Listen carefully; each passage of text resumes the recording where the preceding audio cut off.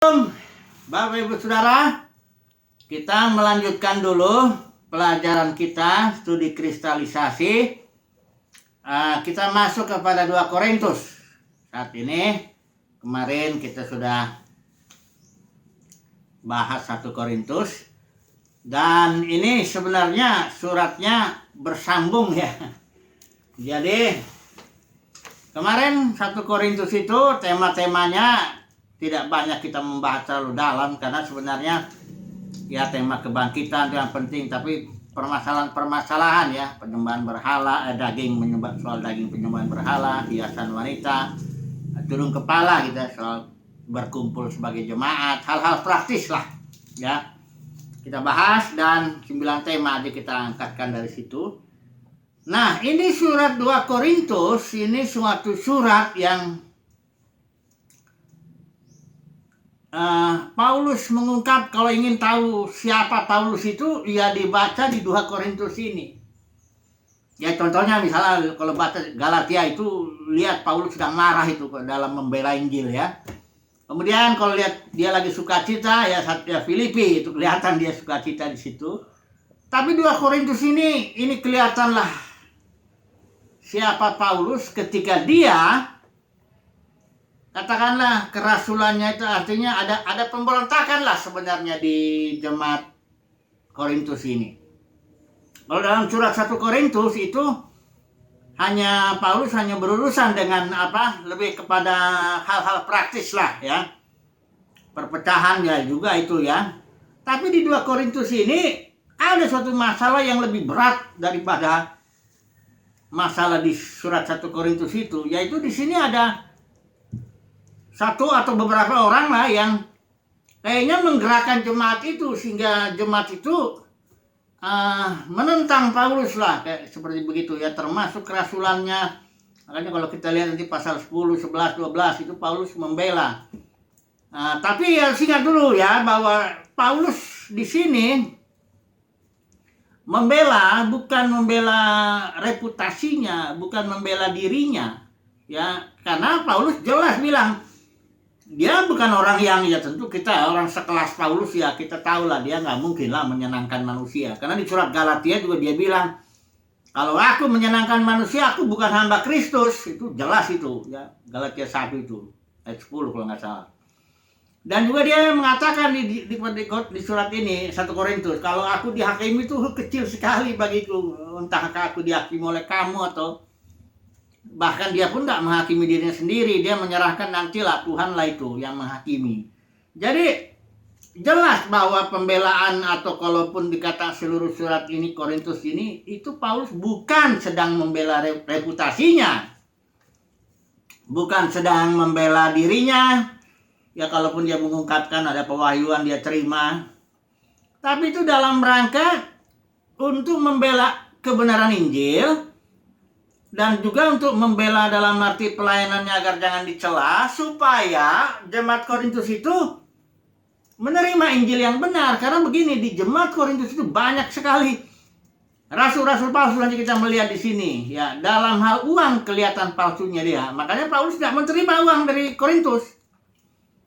Yang nggak menerima bahkan di daerah Akaya itu ya, Korintus itu semuanya daerah-daerah di situ, dia nggak menerima karena itu bahaya. Kalau saya terima persembahan pemberian dari kamu, pemberian yang bukan rutin ya, bukan gaji ya, nggak ada itu, gaji itu nggak ada.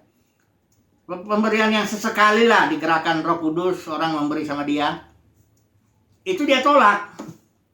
Dia nggak mau karena ada rasul-rasul palsu yang dalam hal uang nggak benar. Di sini pekerja curang nanti kita bilang ya, hanya dengan kelicikan dia mengambil uang jemaat itu.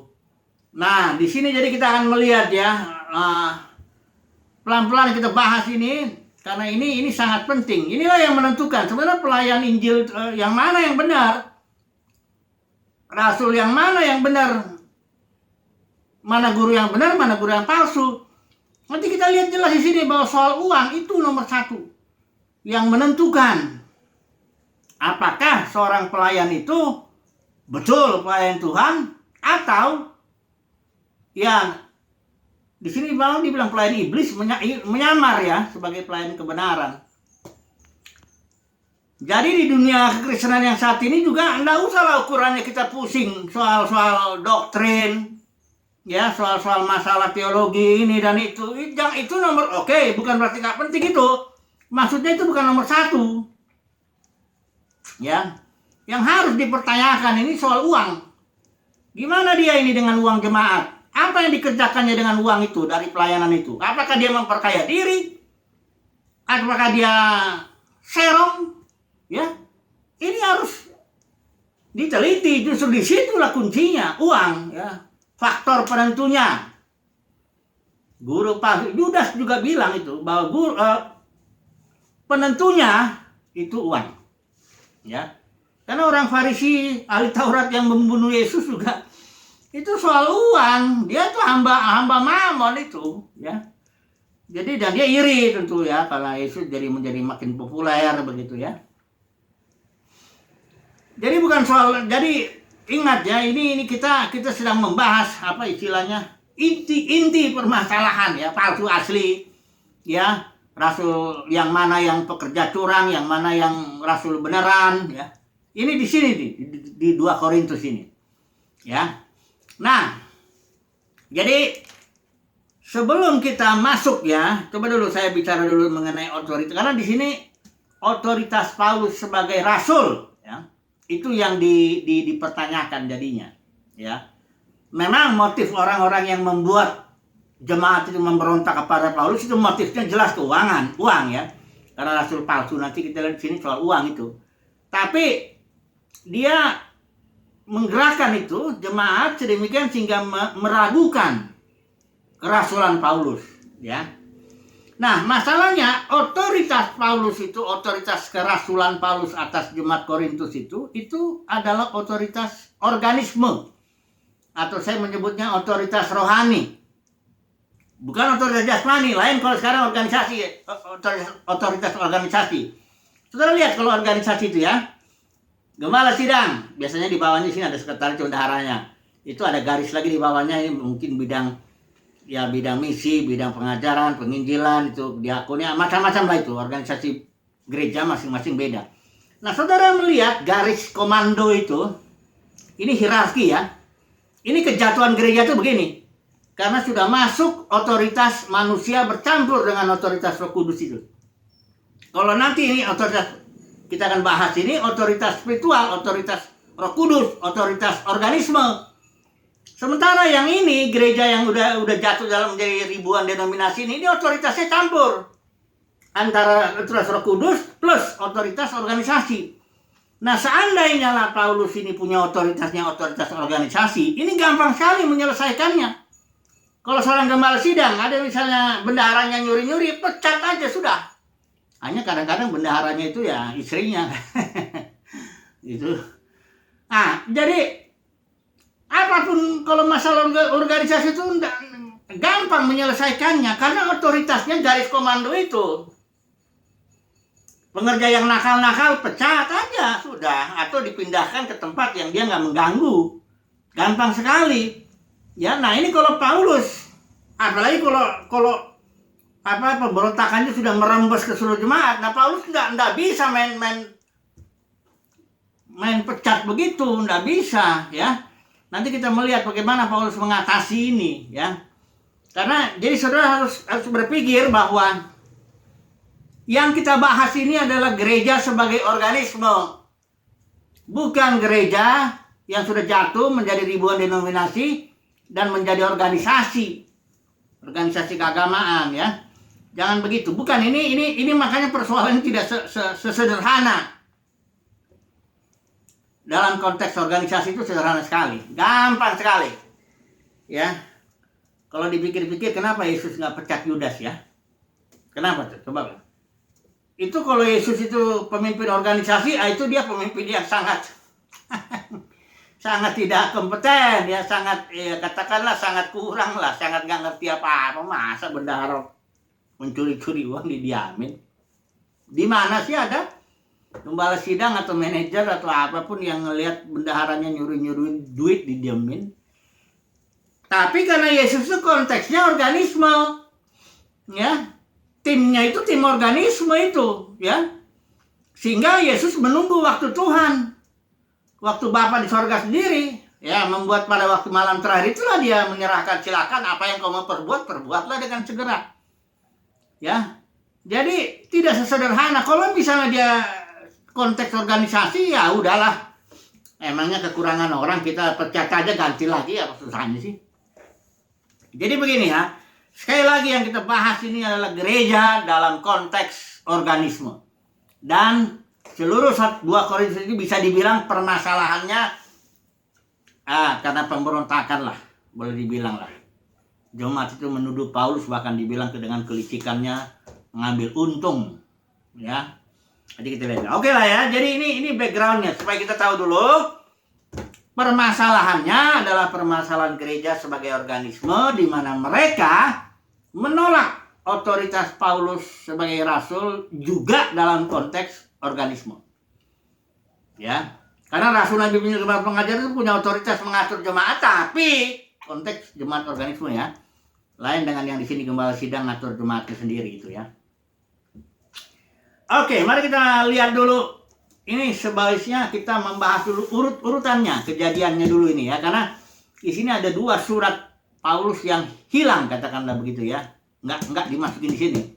Jadi saya bikin dulu ya kronologisnya ya, supaya nanti kita lihat surat 2 Korintus ini gimana. Coba dulu, yang pertama, Paulus menginjil jemaat di Korintus pada saat perjalanan misi yang kedua. Jadi kalau sudah lihat ya, ini dia Antioquia itu. Perjalanan misi Paulus itu yang pertama itu sederhana, dia mutar ke sini ya. Di sini ada jemaat-jemaat fokusnya di jemaat-jemaat itu tuh. Kayak apa itu jemaat yang dekat dari apa ya? Aduh, saya lupa itu nama jemaatnya itu. Beberapa jemaat di situ ya. Aduh, kok saya lupa ya. Itu pokoknya yang satu di situ ya. Yang kedua, Paulus penginjilannya mutar dia dan difokuskan ke Korintus. Itu dia lama di situ tinggalnya ya. Kayaknya 1 tahun, 1,5 tahun. Kemudian penginjilannya ketiga, misionaris yang ketiga, dia fokusnya di Efesus, Asia Kecil. Dia lama di Efesus itu. Jadi dalam misionaris journey-nya, dalam perjalanan misinya itu ada fokus-fokusnya. Ya. Nah, ini perjalanan misi yang ketiga, Paulus sedang fokusnya di Efesus. Disitulah terjadi masalah di jemaat Korintus itu yang dia injili pada saat perjalanan misi yang kedua. Ya, yang sekarang yang ketiganya Paulus tinggalnya di Efesus, Asia Kecil. Nah, ini yang pertama ya. Yang kedua, kemudian Paulus menulis surat karena ada masalah. Menulis surat tapi surat itu hilang. Tidak ada ya. Isi surat itu adalah dia merekomendasi, artinya menasihati ya, agar jangan bergaul dengan orang Kristen, dengan orang yang ngaku Kristen tapi hidupnya nggak benar, kabur, kikir, apa semua. Paulus bilang jangan. Nah, jemaat Korintus salah ngerti. Kita lihat tahu ceritanya di 1 Korintus itu salah ngerti. Dia pikir nggak boleh bergaul dengan semua orang yang kabur atau sama kikir apa semuanya. Paulus bilang enggak, kalau gitu berarti kamu harus ninggalin dunia. Maksud Paulus nggak boleh bergaul sama orang yang ngaku saudara, ngaku jemaat, sesama jemaat, ngaku anggota tubuh Kristus, tapi dia bercabul apa semuanya, kikir apa semuanya. Ini ada 1 surat yang hilang ya. Kemudian yang ketiga, Paulus barulah menulis 1 Korintus. Jadi 1 Korintus sebenarnya surat yang kedua. Ya, yang ini udah hilang. Paulus bikin 1 Korintus. Itu yang udah kita bahas kemarin ya. Dan dia tulis itu di Efesus ya. Dia tetap masih di Efesus. Nah, oke, sekarang yang keempat, waktu setelah dia tulis 1 Korintus, Paulus di Efesus, ini jemaat tetap. Inilah masalah yang paling rumit tuh, dia memberontak. Banyaklah nanti kita bahas itu, tuduhan-tuduhannya kepada Paulus. Baik keuangan maupun kerasulannya, macam-macam. Pelayanannya juga dikritik semuanya. Nah, Disinilah Paulus yang keempat itu mengadakan kunjungan yang, kalau di sini dibilang kunjungan yang apa ya, painful visit, itu artinya kunjungan yang akhirnya menimbulkan duka cita. Nanti kita ayat bacanya, kita ayat pasal 2 ayat 1 ya. Jadi dari Efesus yang keempat ini ya, dia mengunjungi sebentar jemaat Korintus untuk membereskan persoalan, tapi dia balik lagi karena persoalannya nggak selesai. Ya, coba dulu kita lihat ya. Di sini pasal 2 ya, 2 Korintus 2 ayat 1. Mari kita lihat ya. Aku telah mengambil keputusan di dalam hatiku bahwa aku tidak akan datang lagi kepadamu dalam duka cita. Jadi artinya dia sudah pernah mengadakan kunjungan, datang tapi dalam duka cita karena nggak selesai persoalannya itu. Dari Efesus ya, dia datang kunjungan sebentar ke Korintus, coba menyelesaikan persoalan, nggak bisa. Itulah yang dibilang kunjungan di 2 Korintus 2 ayat 1 ini, kunjungan dalam duka cita. Dan dia nggak mau lagi ya. Dikatakan di sini, aku tidak akan datang lagi kepadamu dalam duka cita. Ya, itu kunjungannya Paulus ya. Yang berikut secara kronologis, Paulus menulis lagi satu surat yang hilang juga. Ya. Kenapa hilang? Ini suratnya disebut surat sorrowful letter ya, surat yang menimbulkan kesedihan. Ya. Di mana Paulus itu memerintahkan lah ya orang-orang Korintus untuk mendisiplin orang yang memberontak itu, yang menyebabkan pemberontakan itu. Ya, jadi Paulus kirim surat yang hilang juga suratnya. Ini adanya di 2 Korintus 2 ayat yang ke-9. Coba kita baca ini ya. Tapi kita baca dulu dari ayat yang ke-6 ya, barangkali supaya lebih jelas ya. Di sini Paulus bilang gini, bagi orang yang demikian, ini orang yang dimaksudnya yang menggerakkan pemberontakan itu ya, entah satu atau berapa orang lah. Bagi orang yang demikian, sudahlah cukup teguran dari sebagian besar dari kamu, ya. Sehingga kamu sebaliknya harus mengampuni dan menghibur dia supaya ia jangan binasa oleh kesedihan yang terlalu berat. Ayat 8, sebab itu aku menasihatkan kamu supaya kamu sungguh-sungguh mengasihi dia. Ini siapa ini orang ini? Yaitu orang yang Paulus tulis surat yang menimbulkan kesedihan itu yang hilang. Yaitu supaya jemaat Korintus mendisiplin orang-orang ini. Ya. Nah di ayat 9, sebab justru itulah maksudnya aku menulis surat kepada kamu. Maksudnya surat yang hilang itu. Justru itulah aku menulis surat kepada kamu, yaitu untuk menguji kamu apakah kamu taat dalam segala sesuatu. Artinya apakah kamu taat terhadap nasihatku untuk mendisiplin orang ini. Ini surat yang hilang ya. Jadi barulah kemudian yang ke-6 ini Paulus dengan meninggalkan Efesus karena dia mau ketemu dengan Titus ya. Dia di Troas, kalau kita lihat itu di nomor pasal 2 ayat 14 ini. Ketika aku tiba di Troas ini Paulus dari Efesus datang ke Troas ya, sebelum dia nyebrang ke Makedonia. Jadi kalau ini Akaya, ini Makedonia, ini provinsi ya. Ini Troas ini. Ini Efesus. Paulus ke sini ya. Dan dapat kabar dia nggak sejahtera karena nggak ketemu Titus. Kemudian dia langsung ke Makedonia ya. Makedonia itu di situ ada jemaat Filipi, Tesalonika, semua Berea ya juga ya. Dia ke sana dan dia ketemu dengan Titus yang ngasih kabar bahwa orang Korintus itu sudah berpihak kepada Paulus ya. Nah ini dia ayatnya di pasal 2 ayat 14 itu. Tetapi syukur bagi Allah yang dalam Kristus selalu membawa kami di jalan kemenangannya dengan perantaran kami. Ini ucapan syukur Paulus setelah dia bertemu dengan Titus yang memberi kabar yang baik bahwa jemaat sekarang sudah pulih lah ya. Sudah pulih, sudah menerima lagi lah kira-kira begitu ya otoritas kerasulan Paulus ya. Baru dah ayat 14 ini Paulus bersyukur. Tetapi syukur bagi Allah setelah dia ketemu Titus ya. Syukur bagi Allah yang dalam Kristus selalu membawa kami di jalan kemenangannya. Dengan perantaran kami yang menyebarkan keharuman pengenalan akan dia di mana-mana dan sebagainya. Jadi Ini ceritanya panjang ini ya. Jemaat Korintus ini jemaat yang paling katakanlah menyusahkan Paulus ya. Membuat Paulus menderita juga ya. Karena dia ya banyaklah masalahnya ya. Bukan yang ngedukung pekerjaan pelayanan penginjilan, ini jemaat malah ngeritikin Paulus. Padahal Paulus lah yang istilahnya dia bilang, kamu biarpun punya banyak guru, pengajar, ya akulah bapakmu oleh Injil yang kuberitakan. Artinya ini jemaat ini didirikan oleh Paulus ya. Oke lah, mari kita masuk ini kepada isinya. Jadi di pasal 3 inilah baru kita lihat isinya. Saya membaginya seperti biasa, menganalisisnya dengan prinsip trilogi. Jadi pasal 1 sampai pasal 2 ini bisa kita bilang ini pendahuluan lah ya. Pendahuluan menjelaskan dulu ya.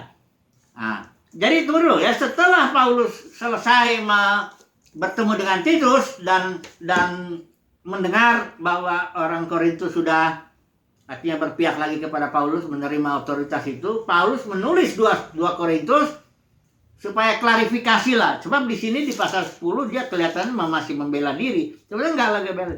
Memberikan penjelasan lah ya. Ya orang ini udah berontak, udah begini macam-macam, sudah baik lagi sekarang. Tapi Paulus perlu juga ngasih surat. Ini 2 Korintus ini sebenarnya surat yang karena udah 2 hilang, ini yang keempat ini sebenarnya ya.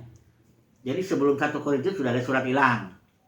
Yang Paulus bilang jangan bergaul dengan orang-orang yang ngaku bilang bersaudara tapi cabul, kikir, berzina dan sebagainya. Baru 1 Korintus. Baru ada surat hilang lagi yang menyuruh jemaat Korintus mendisiplin ini orang-orang yang menyebabkan pemberontakan ini. Ini yang surat duka cita lah, menyedihkan ya. Kemudian yang kedua lagi 2 Korintus ini. Jadi yang keempat ini sebenarnya surat ini. Ya. Jadi surat 2 Korintus ini surat katakanlah klarifikasi lah setelah masalah selesai. Tapi perlu Paulus berbicara lagi karena bagaimanapun ini masalah ya nggak bisa dibilang selesai tuntas.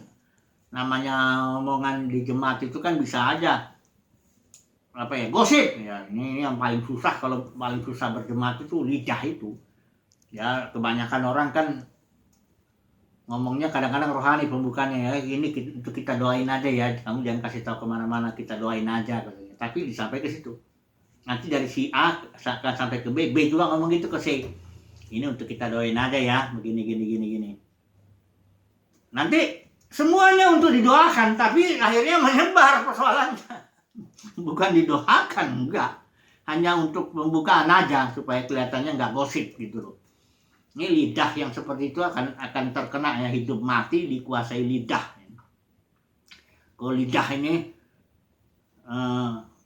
membuat jemaat jadi nah itu ada ininya itu ya. Saya pengalaman dulu menggembalakan 10 tahun yang secara organisasi itu, biasanya ini yang susah tuh yaitu mengatur itu. Dan bukan cuma lidah itu, tapi telinganya ada. Telinga ini senang ngedenger yang enggak gitu loh ya. Kayak telinga tuh kayak tong sampah gitu. Kalau ada yang orang mau ngomong kayaknya kok enak gitu. Yang kalau ngedenger si Anu tuh punya masalah gini-gini kok enak gitu. Nah, itu problem juga ya. Jadi masalahnya bukan lidah doang, telinga juga. Karena kalau lidah itu ngomong nggak ada telinga yang mau dengar gimana? Nggak nyambung dong. Ya kayak TikTok kayak. Jadi ini masalah saya yakin tetap masih ada lah jemaat di Korintus. Hanya di sini Paulus klarifikasi dengan 2 Korintus dan menjelaskannya dengan tuntas lah ya, supaya jemaat ini bertumbuh lah, secara mayoritas dia bertumbuh lagi. Nah, triloginya kira-kira begini. Kita bagi pasal 3 sampai pasal 5 ya. Paulus berusaha ngejelasin pelayanannya, bahwa dia itu pelayanan roh ya. Pasal 3 ayat 8 ya. Nanti kita lihat ini pasal 3 ayat 8, dulu kita lihat ya. 3 pasal 8. Di sini dibilang betapa lebih besarnya lagi kemuliaan yang menyertai pelayanan roh ya. Pelayanan roh. Kemudian yang kedua, Paulus pasal 6 ayat 1 sampai 10 ini Paulus menjelaskan siapa dirinya. Jadi pasal 3 sampai pasal 5 itu Paulus ngejelasin pelayanannya. Pasal 6 ayat 1 sampai 10 Paulus ngejelasin siapa dirinya, bagaimana dia. Karena dia bilang gini, sebab segala sesuatu yang pasal 6 ya.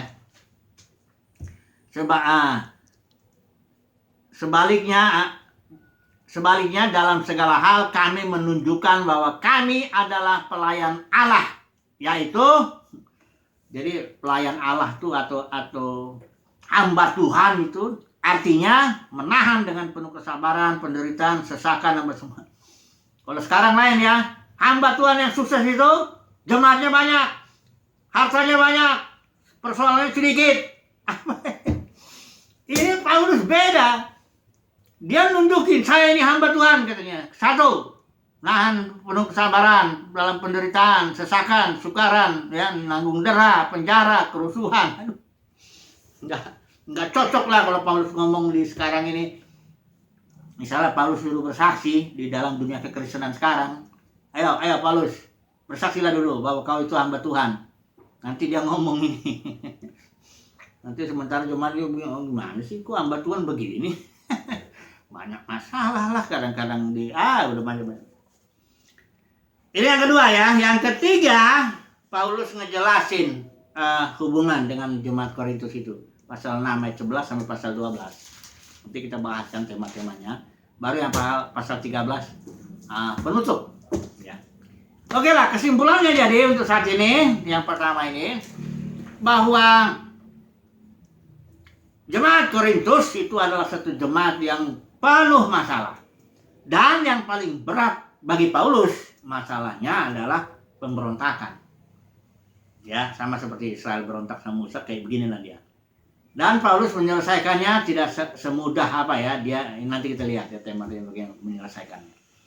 Pemberontakan ini terjadi karena dari dalam jemaat itu ada beberapa orang yang menimbulkan gerakan kayak gitulah. Yang kedua karena datang rasul-rasul palsu juga. Guru-guru palsu dan pekerja-pekerja curang kata Paulus itu yang ngambil keuntungan dari jemaat Korintus, ngambil duit ya. Ini dia ya. Jadi itulah. Tapi puji Tuhan Paulus bisa atasi ini ya persoalan yang berat ini. Karena baginya berat dalam arti begini ya, jangan salah. Berat bukan berarti Paulus sedang berusaha mempertahankan reputasinya, bukan. Sekali lagi bukan itu. Beratnya itu karena nanti jadi usaha ya, jadi jemaat itu ya kemuliaan Tuhan jadi hancur gara-gara itu ya, pelayanan roh itu jadi hancur. Itu yang Paulus pikirkan ya, bukan dirinya, bukan. Kalau dia nggak disukai orang nggak apa-apa lah, mau mati aja dia siap kok ya. Jadi disitulah ini kesimpulannya lah ya, saatnya ya, nanti kita akan bahas lebih detail permasalahan demi permasalahan. Haleluya, amin.